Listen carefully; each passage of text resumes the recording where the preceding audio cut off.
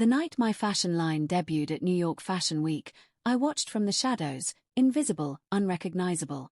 The models glided down the runway in creations I had poured my heart into for 2 years. The music swelled. The cameras flashed. The audience applauded. And when the designer took her bow at the end, she wasn't me. She was the woman who had stolen everything from me. My work, my name, my future. Her name was Victoria Vance, my former best friend, my former business partner, my former everything. I stood in the back of the tent, a nobody in a black dress, and I smiled. She had no idea that I had spent 18 months planning her destruction. She had no idea that tonight was the beginning of her end. My name is Sabrina Cross, and I believed in friendship. I believed that the bonds we forge in struggle are unbreakable, that loyalty matters, that hard work and talent would always win. I met Victoria in design school, 2 broke girls with big dreams and no connections. We shared supplies, shared ideas, shared a tiny apartment with mice and a leaky ceiling. She was brilliant, ambitious, and utterly magnetic. I was the quiet one, the technician, the one who could turn her wild sketches into wearable art. We were a perfect team. Or so I thought. After graduation, we launched a label together, Cross and Vance. It was my name first, then hers, a decision she resented from the beginning. I handled production, logistics, the unglamorous work of building a business. She handled marketing, social media, the public face. It worked beautifully. Our first collection sold out. Our second got rave reviews. Our third was picked up by a major department store. We were on our way. The trouble started when Victoria began taking credit for my work. A small thing at first, a comment in an interview about a design being all her vision. Then larger, a magazine profile that barely mentioned me. Then the final betrayal. She registered our label under her name only, locked me out of our accounts, and presented me with a partnership agreement that gave her 90% of everything. I refused to sign. She smiled that familiar smile, the one I had trusted for years, and said, "Then I'll have to let you go, Sabrina. The label needs a single vision." I'm sorry. I was 28 years old, broke, and broken. I had given 6 years of my life to Cross and Vance, sacrificed relationships, health, everything. And now I had nothing. No job, no savings, no portfolio. She owned the designs I had created, the patterns I had perfected, the relationships I had built. I was erased, invisible, a ghost. I spent the next year in a fog of grief and rage. I moved to a different city, took a job at a dry cleaner, and watched from a distance as Victoria's star rose. She was featured in magazines, invited to celebrity events, celebrated as a genius. She never mentioned me. I was a footnote, a former partner who had moved on to other opportunities. The lies were endless, and no one questioned them. Then, one night, I had an idea. A way to fight back, not with lawsuits or public accusations, but with something more powerful, my talent. I would create a new collection, something so extraordinary that it would eclipse everything Victoria had ever done. I would show the world what I was capable of. And I would do it from the shadows, invisible, until the moment was right. I spent 18 months working in secret. I used my savings, what little I had, to rent a tiny studio and buy materials. I worked nights and weekends, after my shifts at the dry cleaner, sleeping only a few hours a night. I created a new identity, a new label, a new brand. I called it Phoenix Rising, a tribute to my own resurrection from the ashes of her betrayal. I built a website, a social media presence, a network of contacts.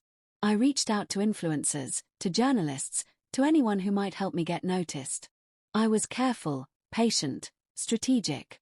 I didn't mention Victoria, didn't attack her, didn't even acknowledge her existence. I just let my work speak for itself. The breakthrough came when a major fashion blogger discovered my collection and wrote a glowing review. Then another. Then another. Within months, Phoenix Rising was a sensation, a brand to watch, a voice that was fresh and exciting. I was still anonymous, still invisible, still working under a pseudonym. No one knew that the woman behind the label was Sabrina Cross, the forgotten partner of Cross and Vance. The invitation to New York Fashion Week arrived 6 months ago. I almost cried when I opened it. Phoenix Rising had been selected for a showcase, a small slot in the schedule, but a slot nonetheless. I would have my moment. I would show the world what I could do. And I would do it at the same event where Victoria would be debuting her latest collection. The symmetry was perfect. I worked harder than I had ever worked in my life. I poured every ounce of my creativity into that collection, designing pieces that were more beautiful, more innovative, more extraordinary than anything I had ever created. I hired models, a stylist, a production team. I spent money I didn't have, borrowed from friends, maxed out credit cards. I was all in. The night of the show, I was a wreck. My hands shook as I did final fittings, my heart raced as the audience filed in. Victoria's show was earlier in the evening, a huge production with celebrity guests and a live band. I watched from the wings, studying her collection, her designs, her vision. They were good, of course. They were mine. She was still using the patterns I had created years ago, still relying on my techniques, still pretending they were her own. Then it was my turn. The lights dimmed. The music started. And my models walked. The first dress drew gasps. The second drew applause. By the time the finale walked, the audience was on its feet, cheering, crying, celebrating. I stood in the shadows, tears streaming down my face, and I knew. I had done it. I had created something beautiful, something true, something that was entirely mine. After the show, journalists swarmed. They wanted to meet the designer behind Phoenix Rising. I took a deep breath, stepped out of the shadows, and walked into the light. My name is Sabrina Cross, I said. And I used to be the co-founder of Cross and Vance. The room went silent. I saw Victoria across the tent, her face pale, her eyes wide. I smiled. This collection is dedicated to every artist who has ever been erased. We rise. We always rise. The chaos that followed was beautiful. Journalists rushed to Victoria for comment. She stammered, denied, deflected. But the truth was out. I was back. And I was stronger than ever. That was the beginning. The hunt was just getting started. And Victoria had no idea what was coming next. The aftermath of New York Fashion Week was a whirlwind. My phone didn't stop ringing for days. Journalists wanted interviews, stores wanted orders, influencers wanted collaborations. Phoenix Rising was no longer a secret. It was a phenomenon. And I was its face, finally visible after years in the shadows. I hired a small team, rented a proper studio, and began the work of building a brand that was truly mine. It was exhausting, exhilarating, and deeply healing. Every order I fulfilled, every review I read, every compliment I received was a small act of revenge against the woman who had tried to erase me. Victoria, meanwhile, was in damage control mode. She issued statements, gave interviews, tried to spin the story. She claimed that I had left voluntarily, that our partnership had ended amicably, that she had always supported my work. No one believed her. The fashion industry has a long memory, and the whispers that had been circulating for years finally found a voice. Former employees came forward with stories of her cruelty. Suppliers revealed that she had stolen designs from them too. Investors began to pull out. Her empire, built on lies and stolen talent, began to crumble. I watched it all from a distance, not with satisfaction, but with a quiet sense of justice. I didn't need to destroy her. She was doing that herself. My job was to build, not to tear down. So I focused on Phoenix Rising, pouring my energy into the work that had saved my life. But Victoria wasn't done with me. A month after Fashion Week, I received a letter from her lawyers. They were suing me for copyright infringement, claiming that my collection had stolen elements from her designs. It was absurd, a desperate attempt to intimidate me, to drain my resources, to silence me. I knew I could fight it, but the cost would be enormous. I was still a small operation, still building, still vulnerable. I called a meeting with my lawyer, a fierce woman named Elena who had taken my case pro bono because she believed in what I was doing. She reviewed the lawsuit and shook her head. "It's frivolous," she said. "But it's designed to bleed you dry. She knows you can't afford a long legal battle. She's hoping you'll settle, that you'll go away, that she can claim victory."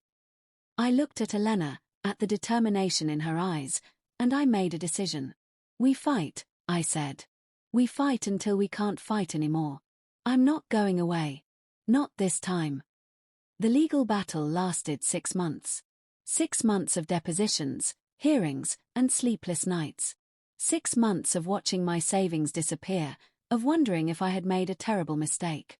But I wasn't alone. My new team rallied around me, working extra hours, taking pay cuts, believing in the mission. My customers sent letters of support, bought more products, spread the word. The fashion community, once silent, now spoke up. Designers, models, editors, they came to my defense, offering testimony, resources, encouragement. I was no longer invisible.